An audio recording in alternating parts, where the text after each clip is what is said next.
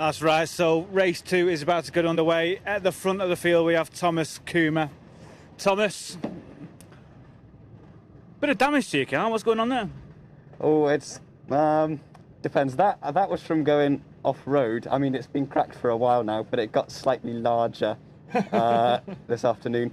As for the rest of the damage, it's just sort of...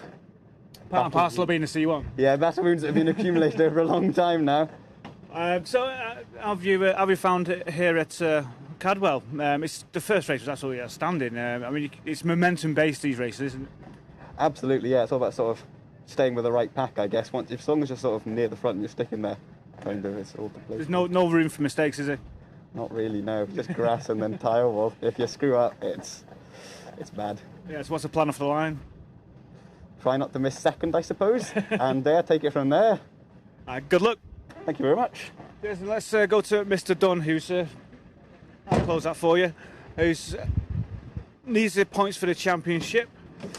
Starting second in this race. You looking forward to it? Yeah, not looking forward to the heat right enough, but yeah, no, it'll be a good race. Starting from second, it'd be good to try and get a jumping Thomas into the first corner and see what goes from there. But get a few fast guys around me, so just hope for another clean race. Hopefully the tyres and the brakes hold up again. Yeah, hopefully. Yeah, it's really hot. Right, they've called you, so Ross, I'll let you go. Yeah. Cheers. Right, so the cars are on their way onto track. I'm just seeing if the podium is coming for the classics. They're not here yet. So for now, there goes Sam Corson. He's going to be one to watch for this race. I've not seen, is Finlay Brunson back out? I'm not too sure. Surely Lewis will get a grip on that, but I'll hand you back to Lewis in the commentary box and he'll talk you through all the action.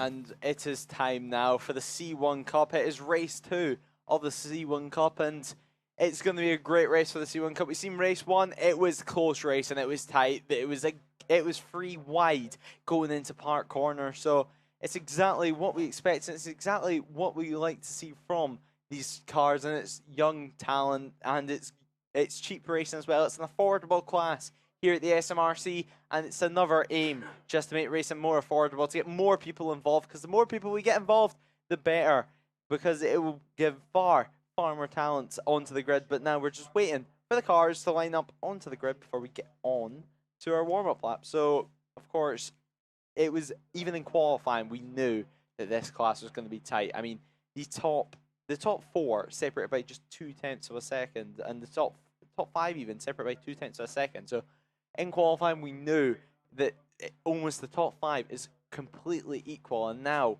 we're at the point where, from race 1, we've seen that they're as equal during the races and with the race pace, and it produced some excellent racing. We've seen dive bombs that you just wouldn't expect to make it work, but these guys proved everyone wrong, and these guys made overtakes in places that we wouldn't have thought that they could make overtakes. So you can just see now marshals doing checks on the cars, checking all the cars are lining up in the right position. So whenever they go in the warm-up lap, line up on the grid for the race start, they'll know exactly where they need to go. So race 7 of the day, race 2 of the C1 Cup, and what a great day it's been so far, not only for weather, but for the racing here at the SMRC Car Racing Championship.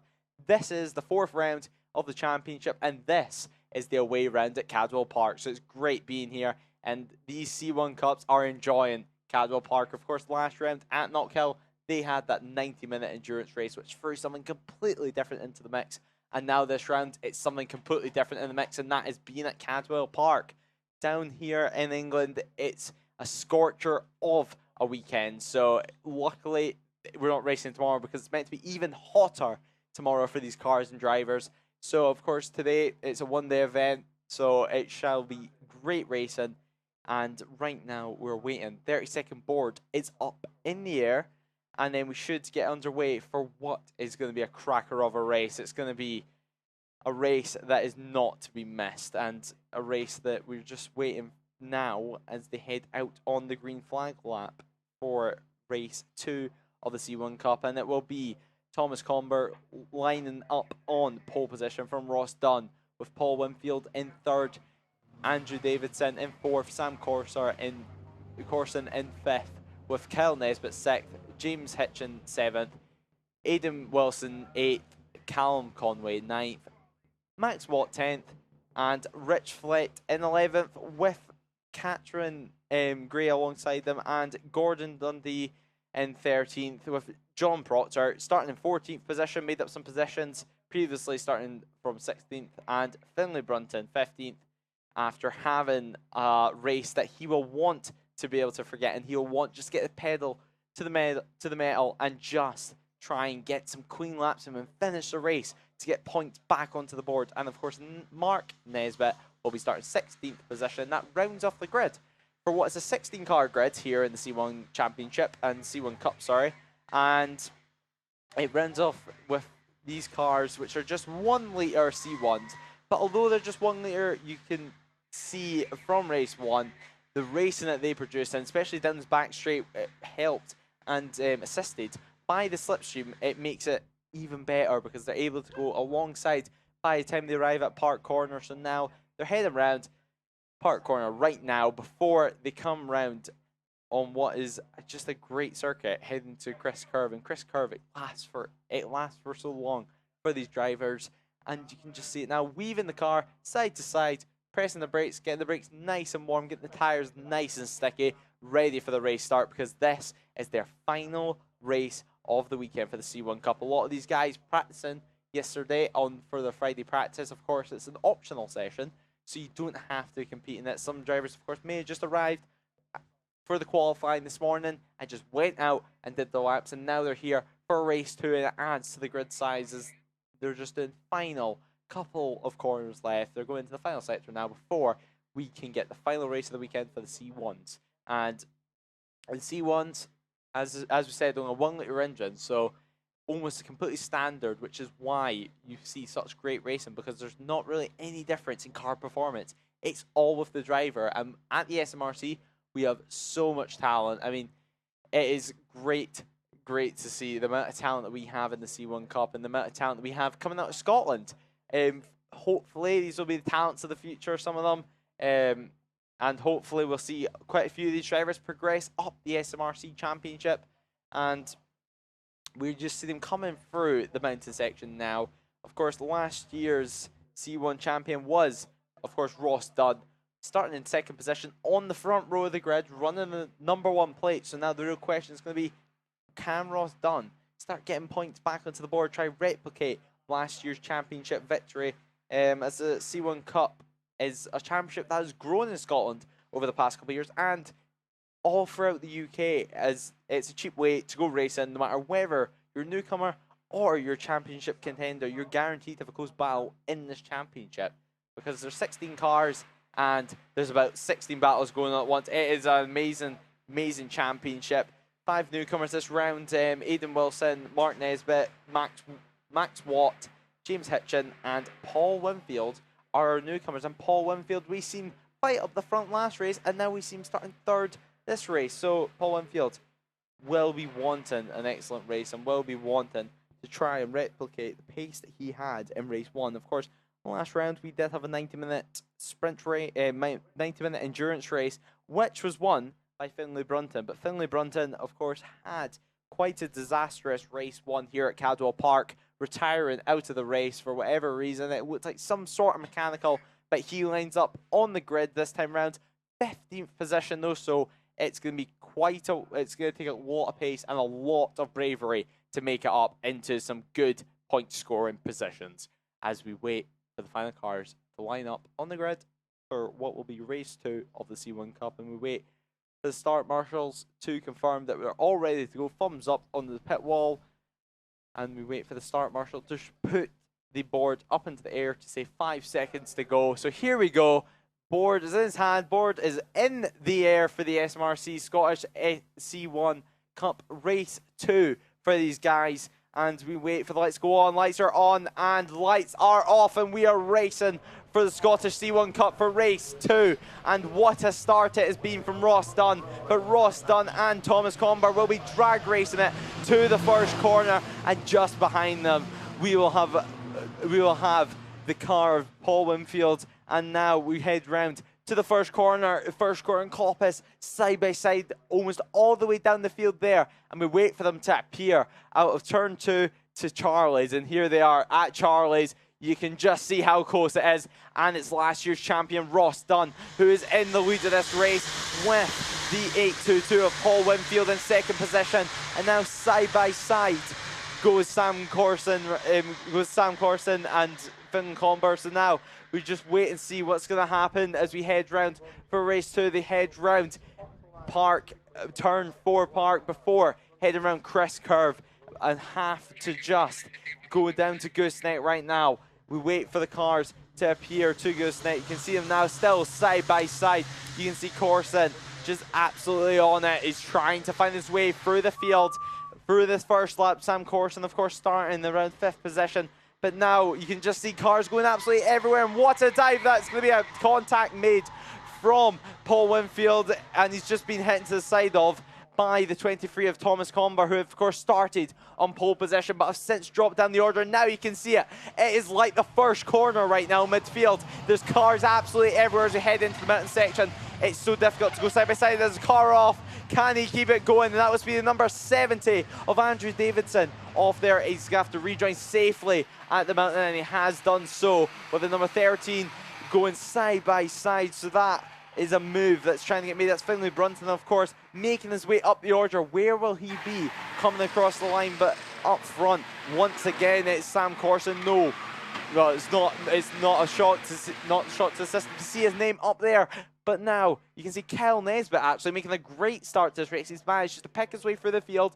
Second place right now with Corson just behind. So now we come round the first lap of the race. It's Ross Dunn who leads the way from Kyle Nesbitt, Sam Corson, James Hitchin having another great drive in 4th, Max Watt in 5th, Paul Winfield 6th, Finlay Brunton 7th, making about 7 positions that time round that lap.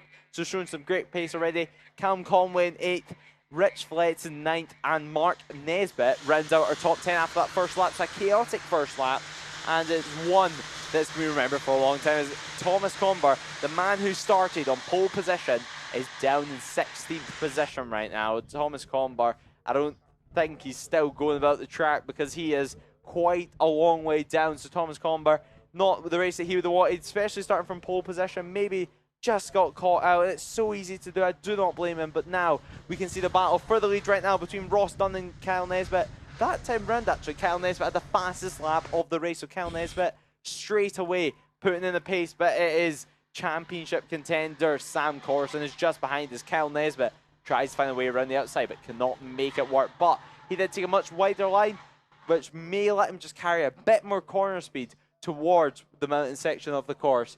And now they head around the mountain section towards the left and then flick it to the right. So they head to the left now, right on the curb, all cars right driving over the curb, over to the right, over the crest, and it's still Ross Dunn. Ross Dunn, though, being the champion, he knows what it feels like to have pressure. He knows what it feels like to have championship pressure on his back, and that means that now Kyle Nesbitt is going to have to push really, really hard for some sort of a mistake.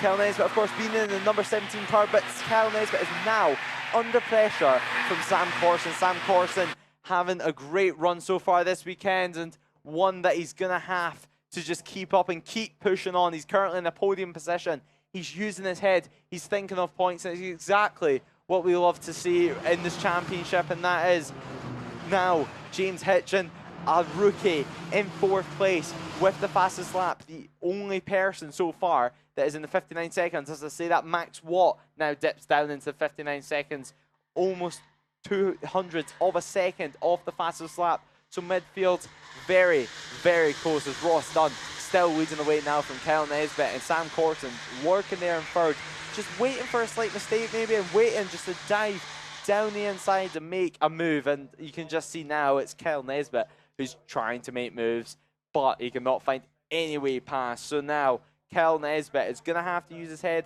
keep calm, keep collecting. There's a car off actually there, and that looks to be the number 4, 5. Yeah, it was be Max Watt that has came off there. So Max Watt, he's just made a mistake, but now it's the battle going on midfield. Max Watt's managed to rejoin, but he's on the grass once again. So now you can see the leaders battling it out, and it's going to be Ross Dunn and Kyle Nesbitt, who's side by side going by Mansfield. So now he's trying just to keep calm, keep collected, just side by side going towards the mountain. This has to just stay calm. It's so difficult to go side by side through the mountain no matter what car you're in. It's Kyle Nesbitt who's far braver on the brakes and ran slightly wide. So how will this affect his drive? Going through the mountain section now, over the mountain crest, and now it's Kyle Nesbitt who goes in to the Hall Bends, leading the way, and now it's a 4-car train for the race win. So now what's going to happen? We're just going to have to wait and find out, because this is only 5 minutes into the race. We've seen it in race 1. This class is so close, but Sam Corson, who's still in that 3rd place and still just lurking behind. So Sam Corson using his head as much as he can here and just getting championship points, because he knows that his championship rival Finlay Brunton is still quite a bit down. Finlay Brunton currently in 7th position, number 13.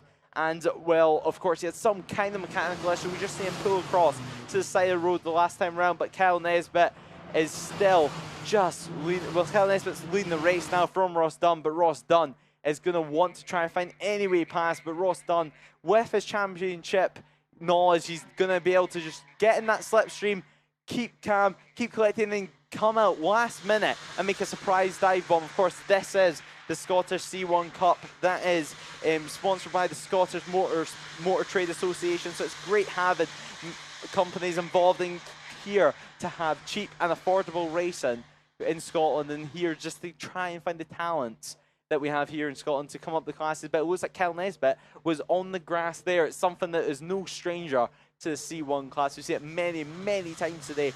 Cars just coming onto the grass, dipping onto the grass, and then straight away coming off it again. And right now we have 13 minutes left in this race. Kyle Nesbitt still leads the way, but now he's bridged a slight gap from Ross Dunn actually. But now it looks like Corson's down the inside of Ross Dunn. Will they make contact? Yes, they will. And now Corson is in the grass and took a big hit to his front bumper there. So now Corson dropping all the way back to 4th place. Has he got any substantial damages now? It looks like it's going to be James Hitchin who's diving down the inside at the mountain sections. Now Ross Dunn has been demoted down to 3rd place in just a couple of corners, because that was quite a late move there from Sam Corson. So will Sam Corson pull into the pits, or will he continue? Just try and get that points. Yes, he will continue. Number 68, Sam Corson, must not have too much damage, just be able to continue. I wonder if we'll be able to see the damage on his car this time round. And no, yeah, it looks like his car is actually all right. So now you can just see Finlay Brunton, actually number 13, making moves that time round. It looks like he's got ahead of Paul Winfield. So now the championship contenders is in 4th place and 5th place. So it's a great ride. It's a great drive from Finlay Brunton right now in 5th position right now. It started 14th and straight away just putting in the lap times and putting in what he needs to do. And it's James Hitchin who is the fastest man on track at the moment still with a 1:59.635. So each lap setting about 2-minute lap times for these C1s, which of course they just have a 1-litre sized engine inside of them. So all of them are practically identical, which creates such close racing. And it's championship which we've seen grow not only in Scotland, but all across the world. We've seen 24-hour races now become a thing of the C1s. They're such reliable cars, which of course Finlay Brunton did get unlucky last time round, but this is racing. Anything can happen. You can just see dipping onto the grass once again. These drivers do take a lot of liberties and do push these cars to the absolute limits. You can understand occasionally if the car gives way, and if the driver, as you can see there, Kyle Nesbitt almost making a mistake, riding on the curb and having the rear end just step out on them, but kept the foot flat to the floor and kept it pinned. But now it's Finlay Brunton who's really having to think about defending from Paul Winfield. But now he can see his championship rival Sam Corson up front and will want to try and catch him. But now it's just trying to keep calm. 10 minutes in this race, 10 minutes left of this race. They head over the mountain for what will be the halfway point in the race. And Finlay Brunton, he's managed to come from 14th to 5th place in 10 minutes. So now the real question is going to be, what can he do in the next 10 minutes? Will he have the pace? Or will, now that he's with the front runners, will he just have to stay in that 5th position? Because it's some valid championship points, because obviously it's only round 4. Anything can happen. Sam Corson can make a mistake. Sam Corson can have a mechanical failure later on in the season, or even in this race, because we're only 10 minutes through. So now we come across the line, come across the timing beam. What will the lap times be? All drivers about 2-minute mark right now, and mid 2-minute mark, yeah. So right now it looks like all drivers about the same pace, all the gaps staying about the same, but one gap that is not the same is with Kyle Nesbitt right now, and this battle of James Hitchin, because right now it looks like Kyle Nesbitt is getting caught up by him, and now it's going to have to be James Hitchin who's going to want to try and stay in that slipstream and try and find any way past him, because James Hitchin, we see them last race just have an excellent drive, and it's so great to see from a newcomer, which of course you can see that he is a newcomer due to the black and yellow cross that is in the back of his windscreen. So it's great to see that, it's great to see newcomers up front with championship contenders, which is what all the C1 class is about. It's being about getting equal racing. It just shows off your talent, as these cars, they're pretty forgivable cars, so you can just test the limits of them, test your racecraft, and it really, really helps you develop. For example, whenever you want to move up to a class, for example, into the Ford ST Cup or something along that lines, it gives you the perfect opportunity. So now they head round the mountain, they head over the rise. You can see some fans in the grandstand, see some fans on the hillside, all around the mountain, really, because the mountain is the key attraction here at Cadwell Park, and there's drivers, families, and supporters all aligned these circuits, just watching what is some excellent racing. And you can see now Marshall's watching on. Marshall's watching now onto the grass goes Kyle Nesbitt. It's something that we're used to seeing, and used to see the rear end just come around there through Barn, the final corner of the track, turn 16, because of course we are here at car racing, and because of that we don't use the chicane that would normally be after Mansfield. So because of that, it's a much shorter lap, it's a much faster lap, and it allows drivers to make those moves into the mountain that we've seen happen multiple times today. As we're on the grandstand right now, watching the cars come flying past us over and under the BMW bridge, and now we're seeing Kyle Nesbitt just maybe trying to control the race and just not crack from his pressure, almost having to ignore the fact that James Hitchin is just behind him, because James Hitchin has set the fast lap of the race, and he wants this victory.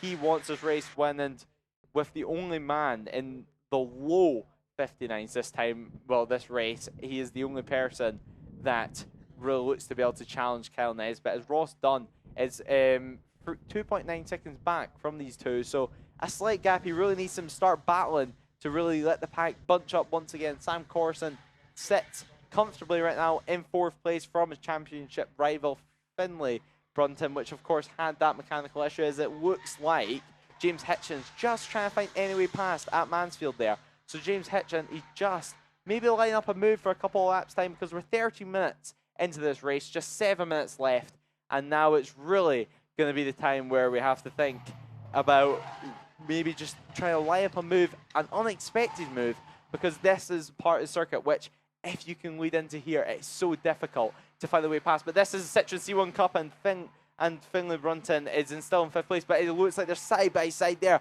James Hitchin just trying to prove me wrong in the Hall Bends, just trying to prove that he can make a move here, but he couldn't make it work. It's Kyle Nesbitt still leading the way with nothing separating him and James Hitchin. So now this time around, as they hit the timing beam, what will the gap be? We're just going to have to wait and see. It's a 0.2 of a second gap between Kyle Nesbitt and James Hitchin. So now coming across the line now, you see Pitboard out, informing the driver that right now 0.6 of a second gap that time round. So slightly wider gap, but anything can happen. This is racing. Still 6 minutes left in this race. So now Kyle Nesbitt really has to stay calm. He really has to stay focused and keep putting in these consistent lap times.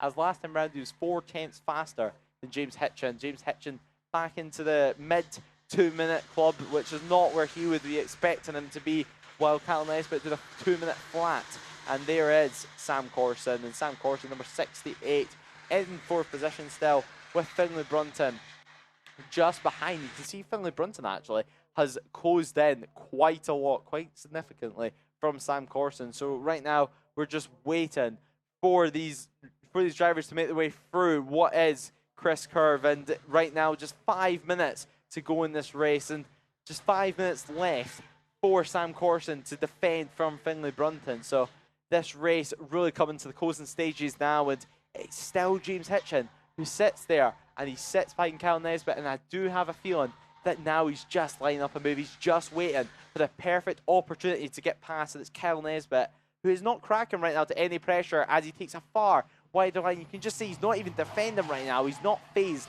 at all by James Hitchin behind him, but you can just see him now coming through the mountain. It looks like Kyle Nesbitt lost some drivers head side by side through Hall Bends. Going into Hall Bends, it looks to be James Hitchin who takes the lead of the race. The rookie takes the lead of the race, and now Kyle Nesbitt, what will he do? Can he respond heading into the hairpin? And now we're just going to have to wait and see. No, he cannot.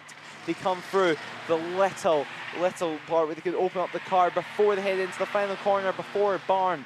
And turn 16, that is Barn, heading through the final corner, out of it now, heading through the straight to the timing line. What will it be now? Well, the order will be different. It'll be James Hitchin who leads the way, just half a second of a lead from Kyle Nesbitt. And what is 4 minutes left in this race? The clock is ticking down. These drivers will get about 2 laps before the checker flag flies. And now James Hitchin just has to stay focused, just has to keep going.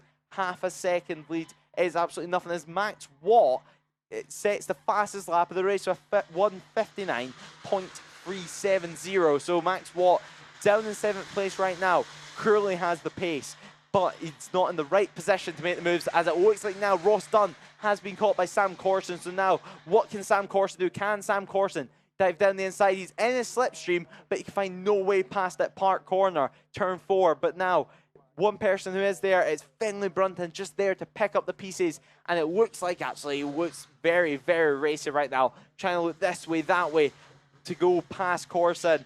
But now it's going to be James Hitchin who leads the way from Kyle Nesbitt, who is on the grass there. It looks like he's touching his bumper as they head through Mansfield. He looks like he's almost too close for a slipstream, but will he dive down the inside? This is all about bravery. Going into the mountain section, will he pull out, or will James Hitchin take a defensive line? No, he's just going to stick behind. It's so difficult to make a move, and now they ride along the curbs, up the mountain, over the rise, and now you can see James Hitchin lead the way by nothing at this point. 1 lap ago, he made that move stick, and he's made it work, and now you can just see now Kyle Nesbitt maybe thinking about how he can recreate that move, or maybe what he did wrong and where he can improve, but time is running out. We have 1 lap left of this race. We're just about to head on to the last lap for what will be James Hitchin leading the way. The rookie leads the way, head on to the final lap. As now Kyle Nesbitt is just trying to get in that slipstream, trying to keep him. The last lap board is out on the pit wall. And now James Hitchin just has to use all his very little experience that he has, but he has to use every single ounce of it to keep this race victory. It's 0.4 of a second lead at the line. It's nothing between it. It's a 2-way scrap for the lead, and now it's going to be, what will the drive be? I tell you what, it looks like Kyle Nesbitt has a great drive coming out of turn 3 here, Charlie's. It looks like he gets into the slipstream. Can he gain? It looks like slightly gaining. He's got a bit more speed heading onto this back straight now, going to park corner. Will he pull out and try and make a move? It looks like he's too far back, but he taps his rear end, actually. It looks like it sends him slightly wide. So now Kyle Nesbitt is just trying to find any way past. Kyle Nesbitt, though, looking, taking almost identical line, just trying to stay in that slipstream wherever he can, because this part of the track is so fast. But now they head towards Gooseneck. It's such a tight and technical circuit, and now you can just see it looks like, oh, he's on the grass. James Hitchin's on the grass. Will he lose some drive? Will he run wide? It looks like actually Kyle Nesbitt's got a far better drive. He's on his rear wheel, is on his rear bumper. They're basically touching bumpers. It looks like Kyle Nesbitt's going to try and go round the outside here at the mountain section, but he cannot make it work. The door is closed on him, and now Kyle Nesbitt needs to invent something special as we head up the mountain now. We head over the crest. It's James Hitchin who leads the way from Kyle Nesbitt. Last time around 4 times, this time around a lot less. As now we head through what is Hall Bend, heading with just 2 corners left, the hairpin and then barn. And it looks like, oh, Kyle Nesbitt's gone into the grass. He almost lost it completely there. Second place, it will be for him if he can even keep enough speed up and get a good enough drive not to get demoted down to third. It looks like actually Corson is up into 3rd place. It is. Corson is made up to 3rd place, Sam Corson. But it is this man right here, James Hitchin, who wins the race from Kyle Nesbitt in 2nd. And Sam Corson takes 3rd place in the end with Ross Dunn in 4th. And Finlay Brunton staying in 5th place. A very, very good drive from him, starting in 14th position and just using his head. But it will be Paul Winfield who makes it home in 6th place with Max Watt in 7th and Mark Nesbitt in 8th with Callum Conway in 9th and Aidan Wilson rounding out our top 10 for race 2 of the C1 Cup.